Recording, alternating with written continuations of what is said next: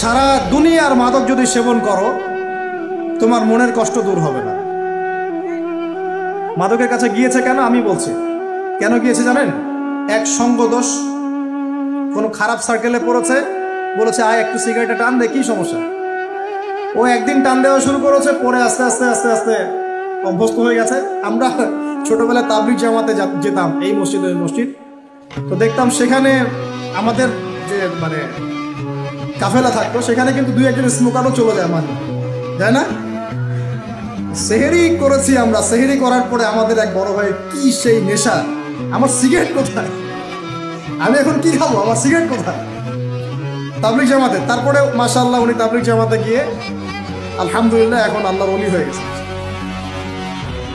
মানুষ এরকম মানুষ আছে না, সিগারেটের চেইন স্মোকার, নেশা। তো দেখুন ওই স্মোক করতে গিয়ে আস্তে আস্তে বড় নেশা চলে গেছে, সঙ্গদোষ। 2 নম্বর, ওই যে একটা প্রেম করছে জীবনে, প্রেমিকা ছেড়ে চলে গেছে, ওর ধারণা যে দুনিয়ার সব আমার চলে গেছে।